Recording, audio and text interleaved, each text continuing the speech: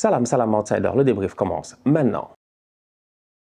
Le Barça fait match nul aujourd'hui 1-1 pour son retour en Liga face à l'Espagnol à domicile. Franchement, on va être très sérieux, un match très compliqué, un match très disputé. Cependant, avant de parler du match en tant que tel, c'est important, je pense, de parler de Mateu Laoz, l'arbitre de ce match-là. Mateu Laoz a arbitré il n'y a même pas quelques semaines un match en Coupe du Monde dont on se rappelle tous, le Argentine-Pays-Bas. Un match dans lequel il a donné les cartons à gauche et à droite. Aujourd'hui, il a fait la même chose. À la fin de ce match-là, les Argentins s'étaient plaints, Léo Messi notamment, en disant qu'un gars comme ça ne doit jamais arbitrer. Aujourd'hui, il y a des questions à se poser, à savoir comment Mateu Laoz peut distribuer autant de cartons. Je dis bien, il distribue les cartons comme du n'importe quoi. À un moment donné, un arbitre, je dis, doit être sur le terrain pour une seule chose, réguler le jeu. Calmer le jeu. Un bon arbitre, on ne le voit pas. C'est comme un bon agent de circulation. Franchement, il est là, tu ne le vois même pas. Tu passes, mais tu ne sais même pas pourquoi tu es passé. Parce qu'il y a quelqu'un qui t'a laissé passer et personne ne t'est rentré dedans parce que lui, il est en train de bloquer de l'autre côté. Donc bref, un arbitre, c'est un agent de circulation.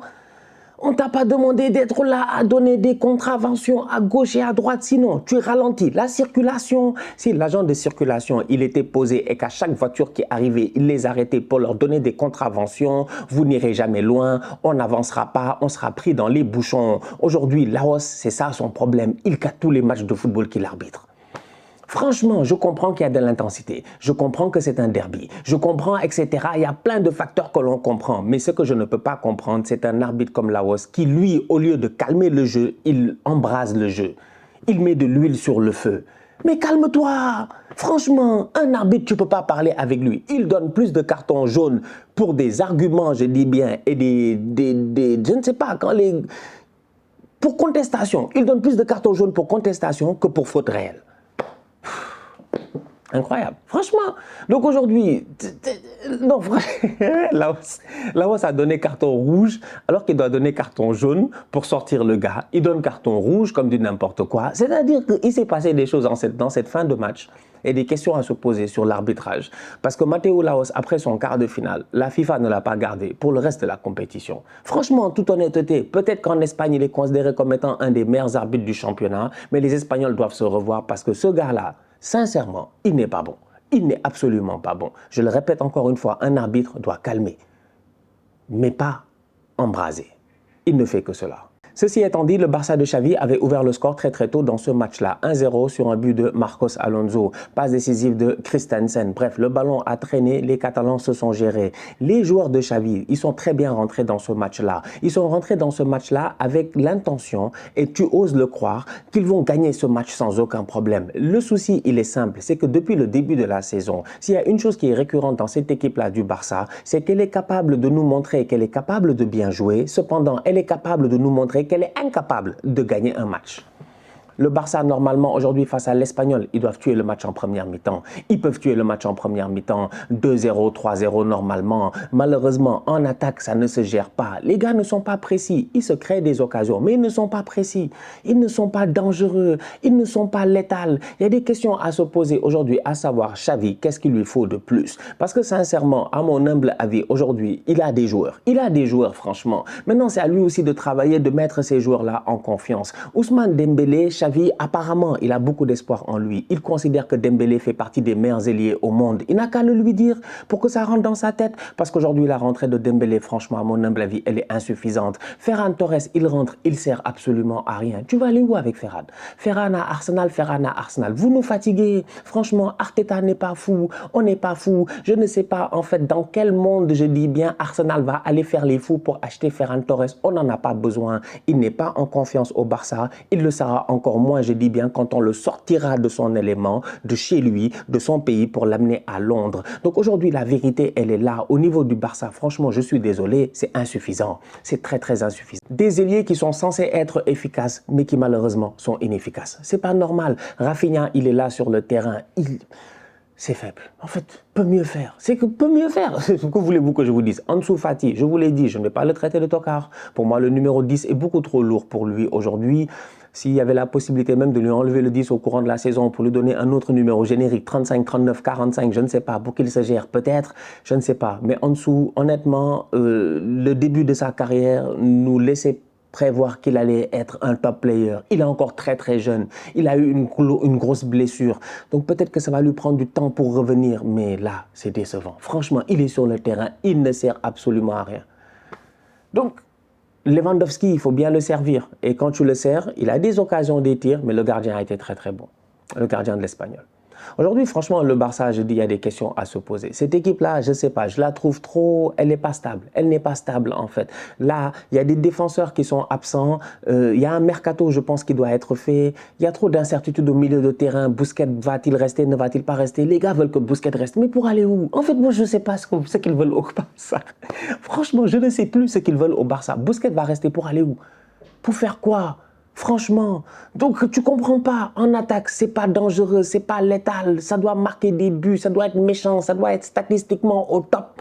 Il n'y a personne qui est au top. Écoutez, on va voir ce que ça va donner. Pour le moment, le Barça est égalité de points du Real, mais il va falloir faire attention parce que cette deuxième partie de saison, franchement, entre vous et moi, elle promet. La deuxième partie de saison promet et il va falloir que Xavi, je dis bien, commence à travailler. Il va falloir que Xavi commence à travailler parce que ça aussi, c'est très, très important. C'est vrai que l'exemple d'Arsenal est beaucoup donné ces derniers temps en disant oui, Arteta, il a eu le temps de travailler. Tout le monde dit ça, mais Arteta, il a eu le temps de travailler. Mais vous parlez comme si vous connaissiez notre histoire. Arrêtez de parler de nous. Vous nous fatiguez déjà à vouloir mettre Arsenal partout où vous voulez parler de football. Laissez-nous tranquilles. Oui, Arteta, il a travaillé, on est d'accord.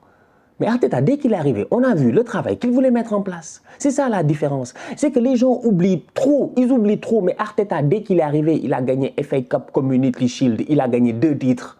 Il a gagné 2 titres. Avec un football clair, net et précis, des contre-attaques, je dis bien, de haute volture, des sorties de balles que tout le monde, je dis bien, a été bluffé, jusqu'à ce que Pierre-Emerick Aubameyang a enroulé des ballons ici face à Man City, Chelsea, etc. En fait, Arteta, dès le début, on voyait ce qu'il voulait faire. On lui a donné le temps de travailler, il y a eu des fois où il a déconné, et aujourd'hui, il est au top de sa forme, parce que dès le début, on savait, il y avait déjà des balbutiements. Franchement, pendant qu'on était en train de préparer le plat, quand tu passais dans la cuisine, ça sentait bon. Tu avais espoir, même si le plat n'était pas terminé. Aujourd'hui, Xavi, il est là depuis combien de temps? On attend. On va attendre. On va continuer à attendre. On va continuer à attendre de voir est-ce qu'à un moment donné, il va se gérer, est-ce qu'à un moment donné, il va réussir, je dis, à faire jouer son équipe comme lui. En fait, Xavi, il veut quoi? C'est la question que je me pose. Pourquoi est-ce qu'aujourd'hui, le Barça a été arrêté pendant 5 semaines à cause de la Coupe du Monde? Tu reviens et il y a des joueurs qui ne sont pas lancés. Pourquoi Franck Kessié ne joue pas? C'est une question à me poser. Pourquoi Xavi n'essaie pas de rechanger Franck Kessié, d'en faire un milieu beaucoup plus défensif qu'il ne l'était au Milan AC où il avait un poste un peu plus offensif? Pourquoi il n'essaie pas d'en mettre un garant devant la défense en sachant qu'en ce moment, il a des problèmes de défense, les Marcos Alonso, tout ça, il est obligé de dépanner. En fait, moi, je ne sais pas. Je ne comprends pas. J'ai l'impression que c'est toujours la même chose. C'est le statu quo. Mais comme je dis, la saison est encore longue. Mais Xavi doit travailler. On attend à voir quelque chose de clair. Mais que Xavi mette en confiance les boys quand même, franchement. Mais Arteta, il est arrivé. Martinelli n'était pas à ce niveau. Sincèrement, Martinelli n'était pas à ce niveau. Saka était un bon joueur, mais ce n'était pas un finisseur, en toute honnêteté. Mais donc, il y a eu un travail qui a été fait. Granit Xhaka était un leader en perdition, mais il était totalement cramé, on n'en voulait même plus. Regardez ce qu'il en a fait. Donc, à un moment donné, quand tu es un coach, tu dois insuffler quelque chose à ton effectif. Mais Xavi, aujourd'hui, il insuffle quoi?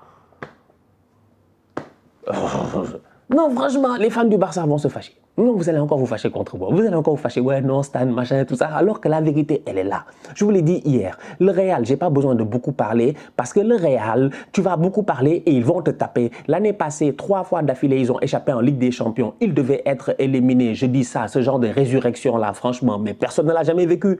Personne ne l'a jamais vécu. Ils sont revenus à la vie. Ils sont revenus à la vie 3 fois. Ça, c'est le Real. Hier, ils font un match pourri, ils gagnent. Aujourd'hui, le Barça doit gagner ce match-là. Arbitrage, pas arbitrage ou quoi que ce soit, il y a aussi des lacunes dans le jeu, il y a des lacunes dans le football. Il faut se poser les bonnes questions. Xavi, on va attendre de voir cette saison, mais il va falloir qu'il commence vraiment à se bouger. Memphis Depay, il est où? Pourquoi Memphis aussi est sur le banc?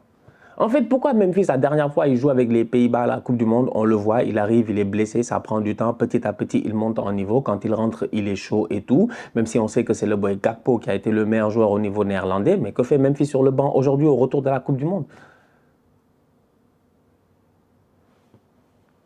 Je vous dis que je ne comprends plus Xavi. Franchement, moi, je ne comprends plus rien. Moi, en ce moment, je vais regarder. À partir de maintenant, je rentre dans un cinéma, je m'assois et j'observe. Et à la fin, on en tirera les conclusions qu'il faudra en tirer. Mais ne me dites pas, vous n'avez pas de joueur. Franchement, vous n'avez pas de défenseur, ça on est d'accord. Mais comme je dis, vous avez une bonne défense, bizarrement ça marche, vous n'encaissez pas beaucoup de buts. Mais donc qu'est-ce qui se passe en fait? Aidez-moi, qu'est-ce qui se passe? Prochain match du Barça, c'est en Coupe du Roi face à Intercity. Je ne sais même pas ils sont en quelle division. C'est un match d'interclasse. C'est un match d'interclasse, franchement. Allez vous mettre en confiance normalement avant de jouer le vrai match dans une semaine face à l'Atlético Madrid. D'ici là, la famille, on continue à liker, on continue à partager, on s'abonne, on s'abonne, on s'abonne. On est ensemble, on reste en santé. C'est le plus important. Tous outsiders.